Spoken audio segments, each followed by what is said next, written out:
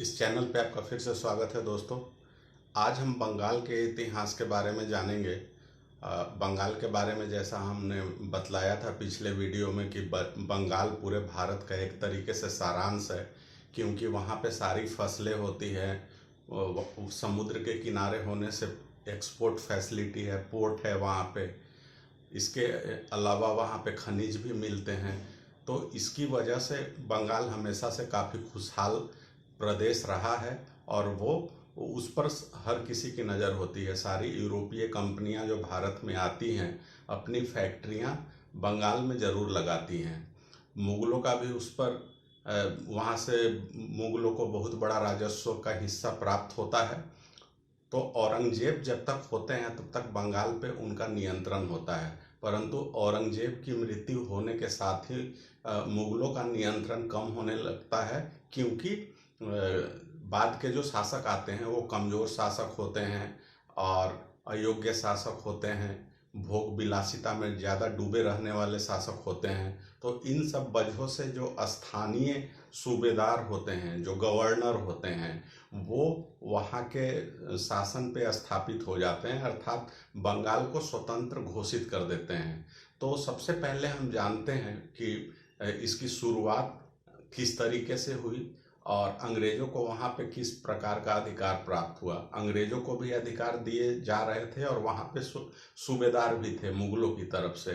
तो इन दोनों के बीच में भी एक तरीके का टकराव था, लेकिन वो टकराव खुले रूप में नहीं था बल्कि वो छुपे हुए रूप में था। तो इसकी शुरुआत कहाँ से होती है? तो सबसे पहले हम ये बतलाना चाहेंगे, आपको पता है कि अंग्रेज़ों को 3 तरीके के फरमान जारी किए गए थे मुग़लों के द्वारा या बंगाल के नवाब के द्वारा। जो पहला फरमान जारी हुआ था 1651 में हुआ था। उस फरमान के जारी होने के पीछे भी एक कहानी है कि अंग्रेज़ों के कंपनी में एक डॉक्टर होते हैं और वो उनका नाम होता है डॉक्टर बॉटम, और वो राज परिवार की किसी महिला की बहुत ज़्यादा तबीयत खराब हुई रहती है तो उसकी इलाज करके वो ठीक कर देते हैं। तो इससे खुश होकर शाह सूजा जो बंगाल के नवाब होते हैं 1651 में अंग्रेज़ों को एक फरमान जारी करते हैं। उसके अनुसार अंग्रेज़ों को 3000 वार्षिक किराया देने पर मुफ्त व्यापार या मुक्त व्यापार करने का अधिकार प्राप्त होता है, और वो अधिकार 3 राज्यों में प्राप्त होता है, बंगाल, बिहार और उड़ीसा। तो यहाँ पे ध्यान दीजिए कि उस समय बंगाल, बिहार और उड़ीसा ये 3 अलग अलग राज्य हैं या प्रांत हैं। ये बाद में जाकर उड़ीसा और बिहार ये भी बंगाल के अंतर्गत शामिल होते हैं। दूसरा जो फरमान जारी होता है वो अजीमुस शान के द्वारा जारी किया जाता है, और वो क्या करते हैं कि 1698 में कोलकाता, सुल्तानाती और गोविंदपुर इन 3 जगहों की जमींदारी अंग्रेज़ों को दे देते हैं। तो ये जमींदारी देने वाली जो बात थी ये पहली बार हो रहा था कि किसी यूरोपीय कंपनी को जमींदारी दी जा रही हो, क्योंकि यूरोपियन जो भी कंपनियां थी वो व्यापार करने के लिए आई थी, अपनी फैक्ट्री लगाते थे तो उन्हें फैक्ट्री लगाने की जगह दी गई, व्यापार करने का अधिकार दिया गया, परंतु जमींदारी में शामिल नहीं किया गया था। लेकिन अंग्रेज़ों को जमींदारी में भी शामिल किया गया और इसका बहुत गलत प्रभाव पड़ा और एक दीर्घकालिक प्रभाव पड़ा। अब तीसरी जो फरमान जारी होती है वो मुग़ल शासक या मुग़ल बादशाह के द्वारा जारी की जाती है 1717 में फर्रुखसियर के द्वारा।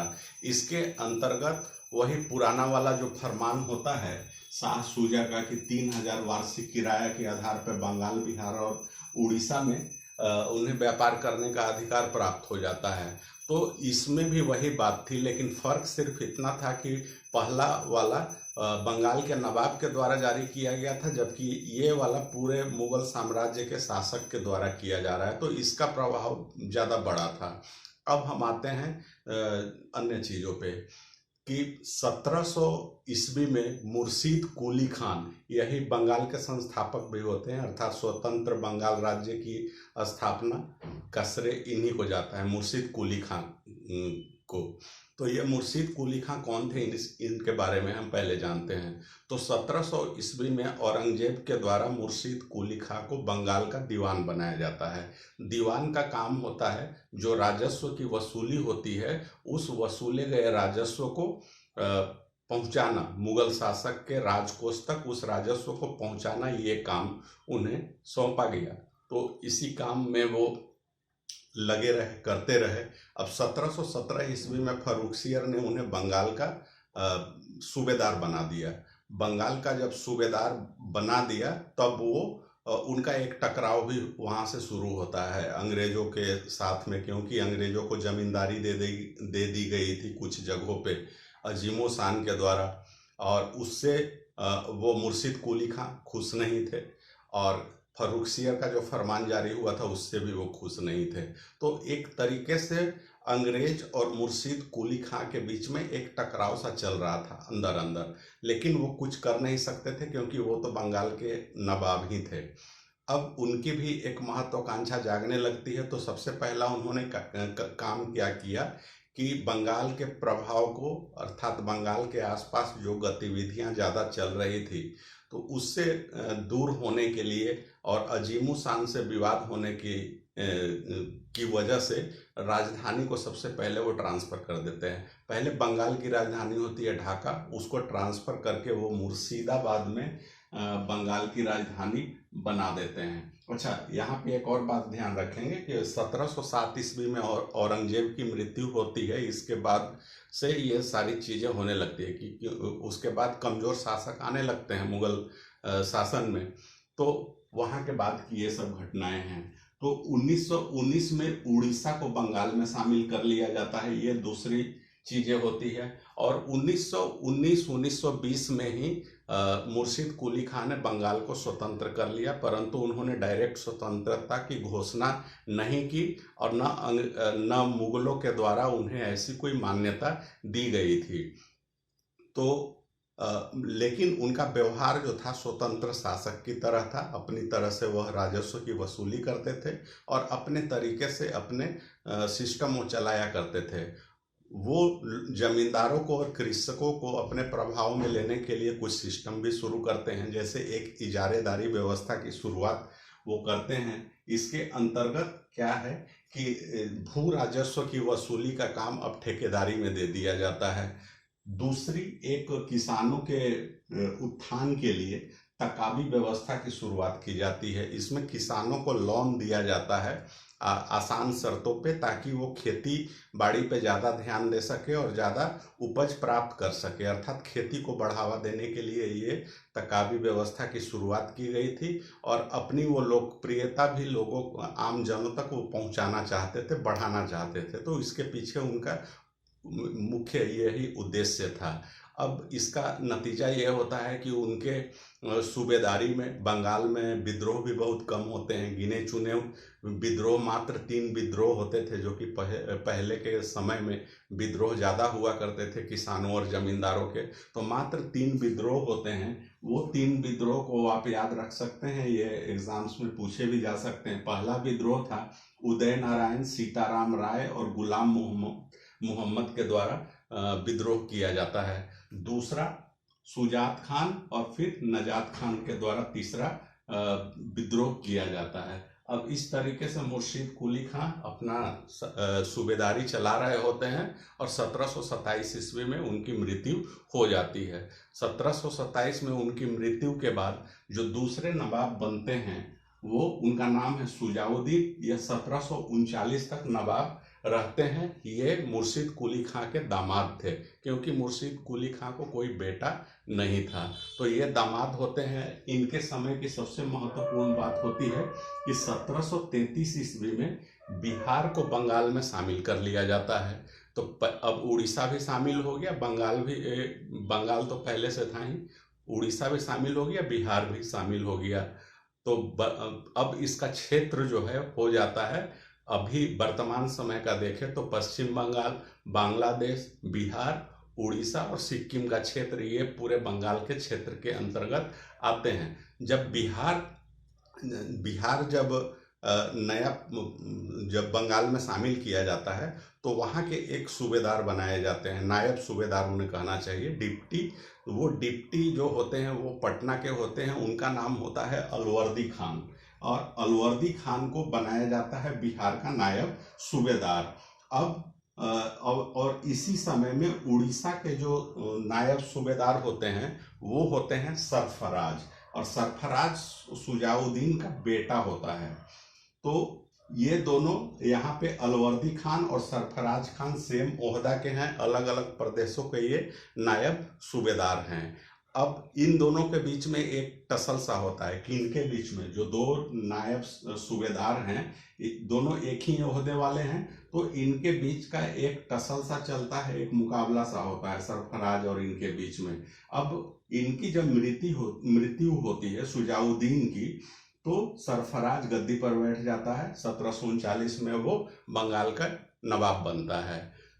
वो एक अयोग्य शासक था, हैदर जंग की उसने उपाधि धारण की हुई थी और वो अयोग्य था, और मुर्शीद अलवर्दी खान ज़्यादा योग्य था। तो उन दोनों की बनती नहीं है, पहले से भी टसल चल रहा होता है।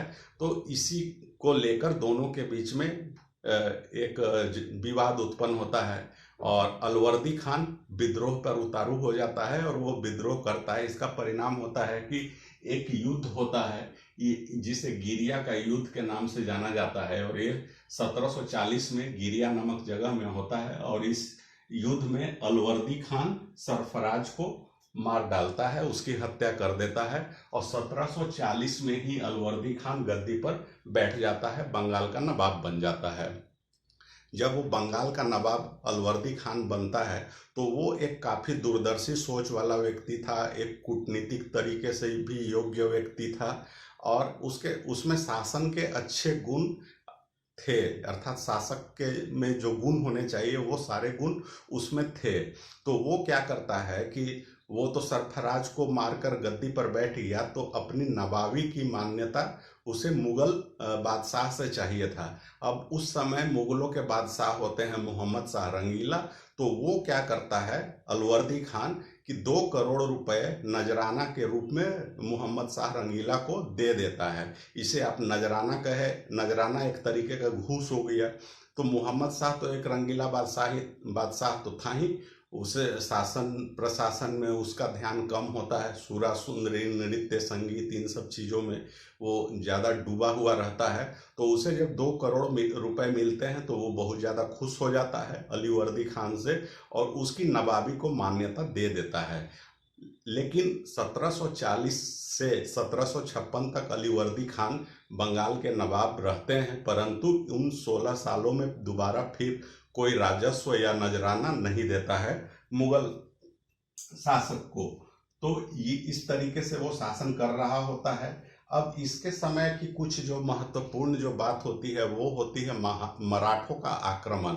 मराठों का आक्रमण होता है लूटपाट के लिए। वो हर एक साल मराठे आक्रमण करते हैं और वो लूट कर चले जाते हैं। जैसा कि हमने बतलाया था कि मराठे हर जगह पहुंचते हैं और लूट मार और ये सब चीज़ें करते हैं। तो इससे तंग आकर अलीवर्दी खान मराठों के साथ में एक समझौता करता है। वो समझौता होता है कि मराठों को 12 लाख रुपए वार्षिक चौथ के रूप में देना होता है। तो चौथ मराठों का एक टैक्स था जिसे रंगदारी टैक्स भी कह सकते हैं। वो रंगदारी टैक्स था कि आप हमें वो दीजिए तो हम आपको कुछ नहीं करेंगे, उस तरीके का एक वचन होता था मराठों की तरफ से। तो 12 लाख सालाना वो देने पर एग्री हो जाता है अलीवर्दी खान, और साथ में मराठे उड़ीसा राज्य का क्षेत्र भी मांगते हैं, वो भी दे दिया जाता है मराठों को। तो ये महत्वपूर्ण घटनाएं होती है। इसके अलावा अलीवर्दी खान का जो यूरोपियनों के प्रति जो सोच होता है वो सोच काफ़ी महत्वपूर्ण और दूरदर्शी है। वो कभी भी अंग्रेज़ों को या कोई अन्य यूरोपीय कंपनियों को बंगाल में किला बनाने का या किलेबंदी करने का अधिकार नहीं देता है, साथ में सेना रखने का भी अधिकार नहीं देता है। उसका ये कहना होता है कि आप व्यापार करने के लिए आए हैं तो फिर आपको सेना रखने की आवश्यकता क्या है। और उसके बाद यूरोपियनों के लिए उसकी जो सोच होती है वो जैसा बतलाता है, उसने जो कहा था यूरोपियनों के लिए वो काफ़ी फेमस भी है आधुनिक भारतीय इतिहास में। उसका स्टेटमेंट वो है कि यूरोपियन मधुमक्खी के समान है, जिनके साथ अगर दोस्ती करो तो वो शहद देंगे, अगर दुश्मनी करोगे तो वो काट काट कर मार डालेंगे। तो ये उसकी कुछ सोच होती है। अब उसको अलीवर्दी खान के कोई बेटा नहीं होता है, तो वो अपने उत्तराधिकारी के रूप में अपनी जो सबसे छोटी बेटी होती है, जो पटना में ब्याही गई होती है, उससे जो बेटा होता है अर्थात उसका जो नाती होता है सिराजुद्दौला, उसी को अपना उत्तराधिकारी बनाता है और एक शासक के रूप में वो ट्रेंड करता है। और सिराजुद्दौला को वो हमेशा यही सीख देता है कि यूरोपियनों से ज़्यादा झगड़ा मत करना, मतलब हो सके तो झगड़े को अवॉइड करना, नज़रअंदाज करना। उसके बाद अंग्रेज़ों को या उन्हें किलेबंदी करने की कभी अधिकार मत देना, सेना रखने की परमिशन मत देना। तो ये सब चीज़ें वो सिराजुद्दौला को सिखलाता है। अब 1756 में अलीवर्दी खान की मृत्यु हो जाती है और मृत्यु होने के बाद सिराजुद्दौला 1756 में बंगाल का नवाब बनता है। अब यहाँ से कहानी पूरी साजिश और षड्यंत्र की शुरू हो जाती है। अब यहाँ पे एक और बात बतलाऊं कि जो अलीवर्दी खान जो नवाब बना था बंगाल का, तो उसमें कुछ लोगों का सहयोग भी था। वो स्थानीय लोग थे, अर्थात पटना के लोग थे, एक जगत सेठ और दूसरा मिर्जा मोहम्मद खान। तो इनका काफ़ी महत्वपूर्ण योगदान था अलीवर्दी खान का नवाब बनाने में। अब शुरू होती है सिराजुद्दौला की कहानी। तो ये होता क्या है कि सिराजुद्दौला गद्दी पर बैठ जाता है, बंगाल का नवाब बनता है, क्योंकि अलीवर्दी खान ने उसे ही अपना उत्तराधिकारी घोषित किया हुआ होता है। अब समस्या क्या होती है कि अलीवर्दी खान को कोई बेटा नहीं होता है, उसकी सिर्फ 3 बेटियां होती हैं। तो बड़ी बेटी जो थी वो ढाका में ब्याही गई थी, बीच वाली बेटी पूर्णिया में और छोटी वाली बेटी पटना में ब्याही गई थी। जो अच्छा, इन तीनों बेटियों के साथ ऐसा था कि तीनों दामाद, अलीवर्दी खान के जो तीनों दामाद होते हैं वो मर जाते हैं, अर्थात कि तीनों जो बेटियां हैं वो विधवा हो जाती है। अब बड़ी बेटी जो घसीटी बेगम होती है, इसके कोई औलाद भी नहीं होते हैं, और पूर्णिया वाली जो बेटी थी उससे एक बेटा होता है शौकत जंग, और छोटे वाला बेटी से सिराजुद्दौला होता है। जब सिराजुद्दौला गद्दी पर बैठ जाता है तो ये दोनों भी गद्दी के दावेदार अर्थात नवाबी के दावेदार बन जाते हैं। घसीटी बेगम तो खुद हो जाती है और शौकत जंग जो है वो अपने लिए दावेदारी प्रस्तुत करता है। अब ये दोनों मिल जाते हैं, अर्थात घसीटी बेगम और शौकत जंग मिल जाते हैं और सिराजुद्दौला अकेला पड़ता है। अब ये दोनों जब मिलते हैं तो अंग्रेज लोग भी इनका सहयोग करते हैं। अब क्या होता है कि ये 2 व्यक्ति होते हैं, राय बल्लभ और कृष्ण बल्लभ, ये घसीटी बेगम के नज़दीकी होते हैं और ये दोनों भी इनका साथ देते हैं। तो होता क्या है कि पहले तो एक लड़ाई होती है दोनों मौसेरे भाइयों के बीच में, और वो लड़ाई 1756 में ही होती है, जिसे मनिहारी का युद्ध कहा जाता है। और उस युद्ध में शौकत जंग मारा जाता है और सिराजुद्दौला जीत जाता है। जब वो शौकत जंग मारा जाता है तो ये राय बल्लभ और कृष्ण बल्लभ जो हैं वो खजाना लेकर भाग जाते हैं, और वो खजाना लेकर भागते हैं अंग्रेज़ों के पास, और अंग्रेज उनको संरक्षण दे देते हैं। तो अंग्रेज़ों के प्रति वो काफ़ी ज़्यादा वो गुस्से में आता है कि जाहिर सी बात है कि हमारा कोई अगर धोखेबाज आदमी होगा, अगर दूसरा कोई अगर संरक्षण देगा तो उस संरक्षण से हमारी विद्वेष की भावना आएगी या दुश्मनी हो जाएगी। तो वही वाली बात यहाँ भी हुई। घसीटी बेगम को वो अपने पक्ष में कर लेता है। घसीटी बेगम को किसी तरीके से वो मारपीट या नुकसान नहीं पहुँचाता है। कुछ भी थी तो वो सिराजुद्दौला की मौसी थी, माँ के समान थी, तो वो उनको कुछ नहीं करता है और वो अपने पक्ष में मिला जुला के कर लेता है। अब बात होती है कि उसी समय अर्थात 1756 ईस्वी में यूरोप में फ्रांस और इंग्लैंड के बीच में एक युद्ध चल रहा होता है, जिसे सप्तवर्षीय युद्ध के नाम से जाना जाता है। तो उन दोनों शक्तियों के बीच में जो वहाँ युद्ध हो रहा होता है उसका प्रभाव भारत में भी पड़ता है। भारत में प्रभाव ये होता है कि दोनों शक्तियाँ यहाँ पे भी उन दोनों के बीच में एक युद्ध का माहौल बनता है। दोनों एक दूसरे पर कभी भी आक्रमण कर सकते हैं, हमला कर सकते हैं। इस तरीके का माहौल यहाँ भी बन गया होता है। तो इसी चक्कर में बंगाल में दोनों अपने अपने किलों का निर्माण करते हैं, किलेबंदी करते हैं। जो भी उन्हें फैक्ट्री या कोठियाँ जो बनाई हुई थी, तो किलेबंदी जब करता है तो इससे भी सिराजुद्दौला काफ़ी ज़्यादा नाराज़ होता है और वो दोनों को अर्थात फ्रांसीसियों और अंग्रेज़ों दोनों को वो किलेबंदी का काम रोकने के लिए बोलता है। फ्रांसीसी मान जाते हैं, अंग्रेज जारी रखते हैं किलेबंदी करना, और अंग्रेज वो किलेबंदी कर रहे होते हैं फोर्ट विलियम जो है कलकत्ता में जो था, वहीं पे किलेबंदी का काम चल रहा था।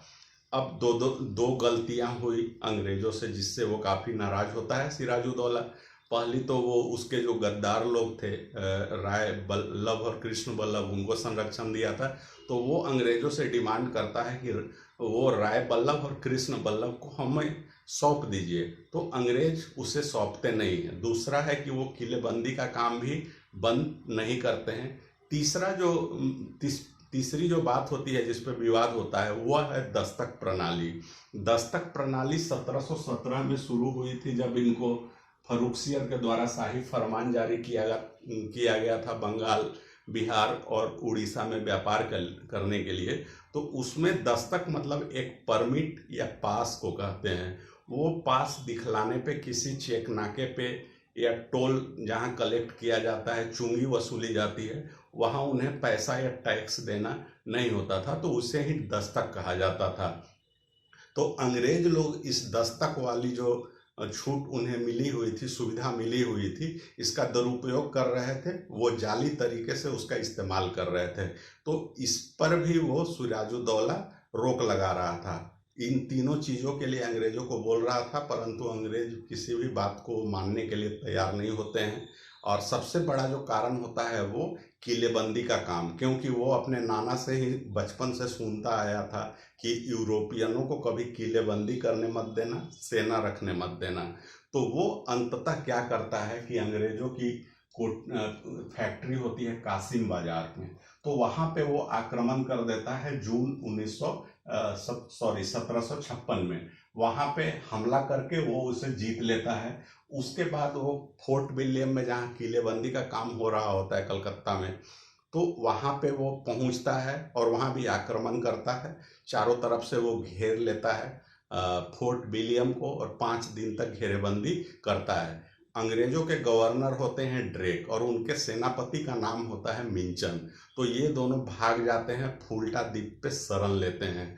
अब इनकी अनुपस्थिति में अंग्रेज सेनाओं का नेतृत्व करते हैं हॉलवेल, और हॉलवेल जब नेतृत्व करते हैं अंग्रेजों की तरफ से, तो अंततः तो वो अंग्रेजी हार ही जाते हैं। अब जब हार जाते हैं तो कलकत्ता का नया नामकरण कर दिया जाता है अली नगर। अली नगर जो नाम दिया जाता है वो अलीवर्दी खान के नाम पे किया जाता है। अपने नाना के नाम पे कलकत्ता का नाम अली नगर किया जाता है। सिराजुद्दौला करता है उसका नाम बदलकर अली नगर कर देता है।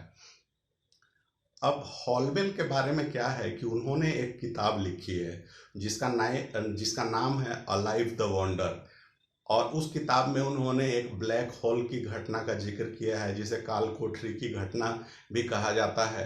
तो उसमें उन्होंने बतलाया है कि जब अंग्रेजी सेना हार गई तो सिराजुद्दौला ने उन्हें पकड़ लिया, जिसमें हॉलवेल भी शामिल थे। ऐसे 146 अंग्रेज पकड़े गए थे और उनको एक छोटी सी कोठरी में भर दिया गया था, ठूंस कर रखा गया था। 18x14 की वो कोठरी थी, उसमें 146 लोगों को ठूंस दिया था। और इसका नतीजा ये हुआ कि दम घुटने से सारे लोग नहीं, 123 लोगों की मृत्यु हो गई। अगले सुबह जब वो दरवाज़ा खोला गया तो 123 लोग मर चुके थे दम घुटने से, और 23 लोग जिंदा थे जिसमें एक हॉलवेल भी था। तो इतिहासकारों में इस घटना के बारे में एक मत नहीं है। ये इसे संदेह की दृष्टि से देखते हैं और माना जाता है कि अंग्रेजों ने जानबूझकर ऐसा माहौल तैयार किया ताकि वो सिराजुद्दौला को एक नरसंहारी व्यक्ति के रूप में प्रस्तुत कर सके, और उनकी जो योजना थी कि वो आक्रमण करके और सिराजुद्दौला को हराएं और सिराजुद्दौला पे जो कार्रवाई करना चाहते थे तो उसको जायज़ ठहराने के लिए इस घटना को प्रचारित किया गया, दुष्प्रचार किया गया, प्रोपेगेंडा खड़ा किया।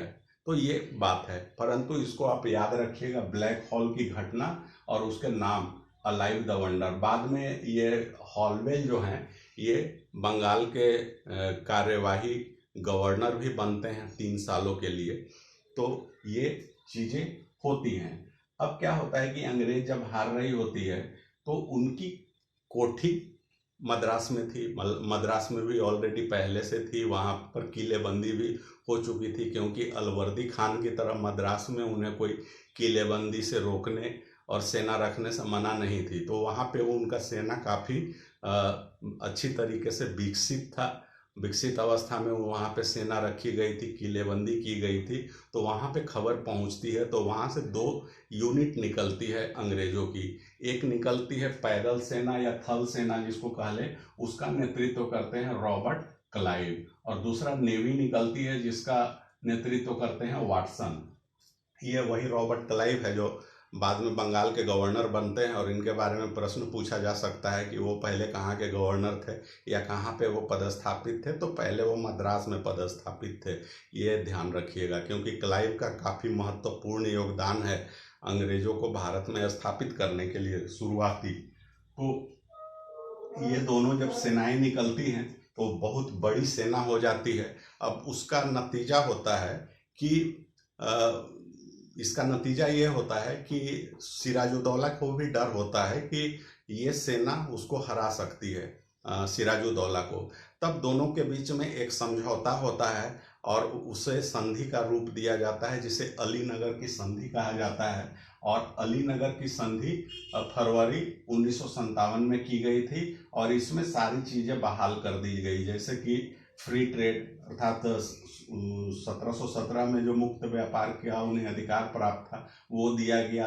क्षतिपूर्ति अर्थात सिराजुद्दौला ने जो आक्रमण किया उससे जो क्षति हुई अंग्रेजों को, उसके लिए 3 लाख रुपए दिए गए। किलेबंदी करने का अर्थात फोर्ट विलियम का जो वो किलेबंदी कर रहे थे उसको रोका गया था, उस किलेबंदी का अधिकार दे दिया गया। सिक्के ढालने का अधिकार अर्थात टकसाल स्थापित करने का अधिकार दे दिया गया। और उसके बाद एक चीज हुआ कि दोनों ही पक्ष एक दूसरे के आंतरिक मामलों में हस्तक्षेप नहीं करेंगे और एक दूसरे के दुश्मनों का साथ नहीं देंगे। तो ये समझौते थी अलीनगर के संधि में। अब क्या होता है कि इनका तो युद्ध नहीं होता, सिराजुद्दौला और अंग्रेजों का फिर से युद्ध नहीं होता है। अब अंग्रेजों की बहुत बड़ी सेना वहाँ पे इकट्ठी हो चुकी होती है और फ्रांसीसी और अंग्रेजों के बीच में वो सप्तवर्षीय युद्ध चल ही रहा होता है। तो उसका नतीजा क्या होता है कि वो सेनाएं फ्रांसीसियों की तरफ टूट पड़ती है, उन पर आक्रमण कर देती है और उनकी जो चंद्र नगर जो किला था जहाँ पर वो भी किलेबंदी कर रहे थे उस पे अंग्रेज लोग अधिकार कर लेते हैं।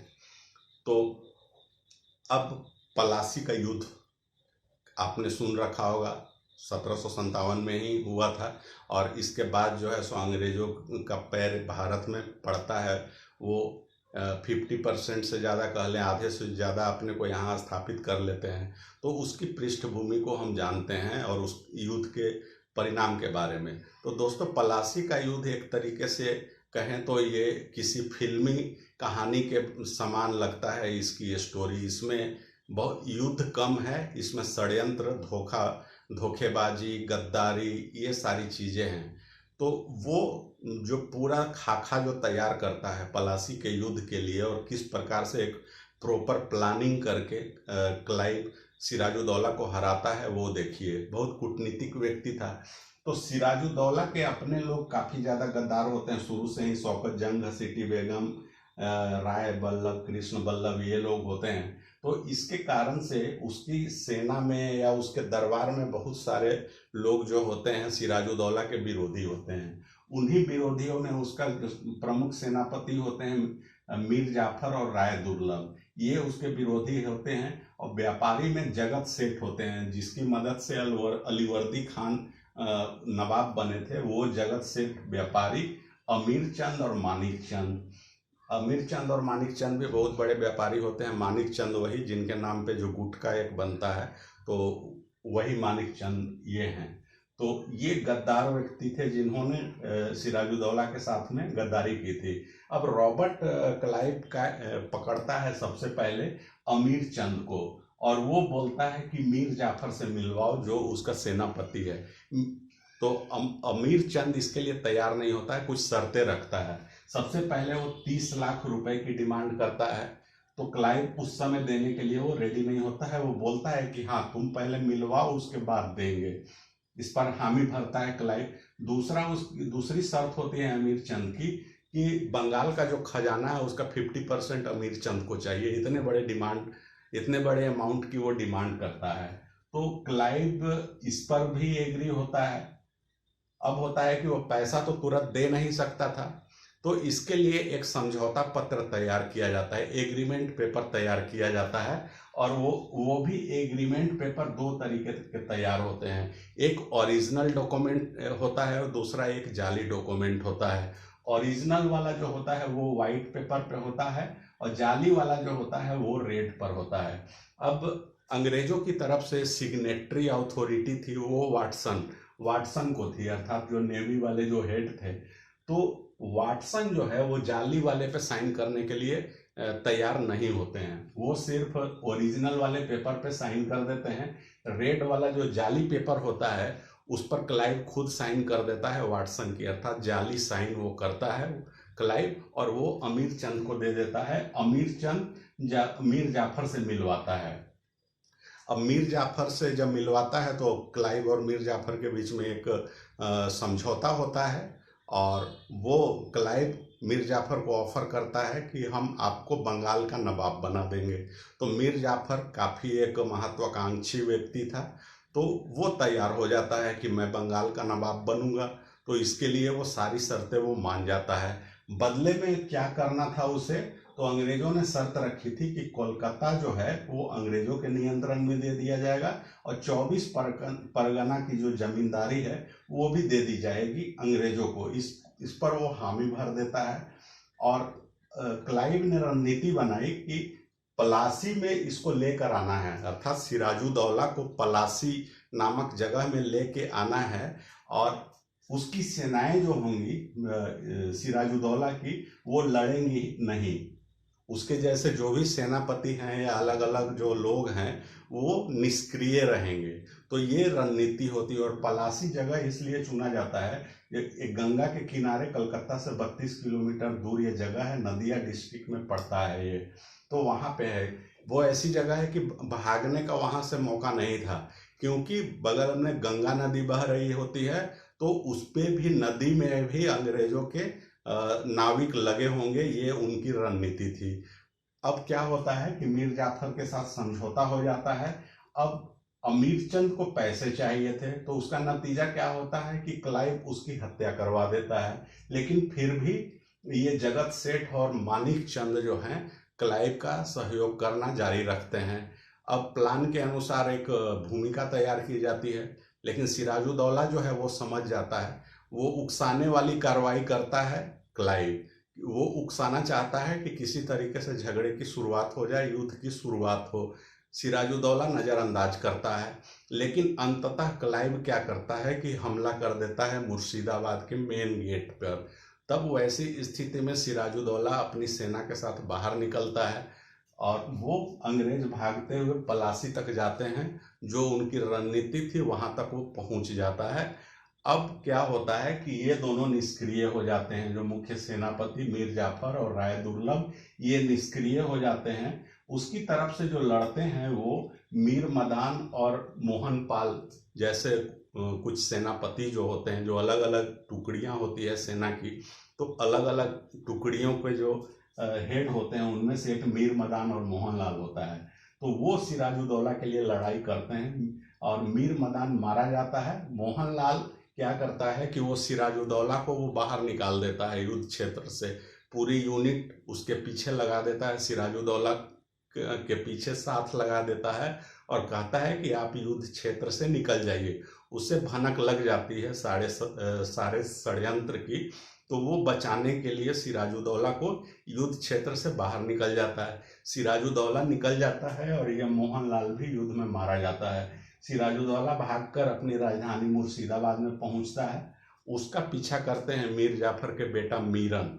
वो पीछा करते हुए मुर्शिदाबाद तक पहुंचते हैं और मीरन का एक दोस्त होता है मोहम्मद बेग, वही सिराजुद्दौला की धोखे से हत्या कर देता है और इस प्रकार पलासी का युद्ध खत्म हो जाता है। इसे युद्ध नहीं कहना चाहिए, क्योंकि युद्ध तो मात्र 2 या 3 दिन ही लड़ा गया था और ये पूरी तरीके से षड्यंत्र और रणनीति और धोखे के आधार पे सिराजुद्दौला को हराया गया था। अगर उसके अपने लोग धोखा नहीं देते, गद्दारी नहीं करते, तो सिराजुद्दौला नहीं हारता, अंग्रेजों के बस में नहीं था। अब पलासी के युद्ध में विजय प्राप्त करने के बाद अंग्रेजों की स्थिति पूरी तरीके से बदल जाती है। बंगाल में उनका पैर जम जाता है और वहाँ से वो अपना साम्राज्यवाद की शुरुआत करते हैं। अब आगे की वीडियो में हम देखेंगे किस प्रकार से बक्सर का युद्ध होता है और इलाहाबाद की संधि होती है। तो उसके बाद उनका पूरी तरीके से उत्तर और पूर्वी भारत पे लगभग अधिकार हो जाता है अंग्रेजों का। तो दोस्तों, हम उम्मीद करते हैं कि वीडियो आपको पसंद आया होगा। फिर मिलते हैं अगले वीडियो में, तब तक के लिए धन्यवाद।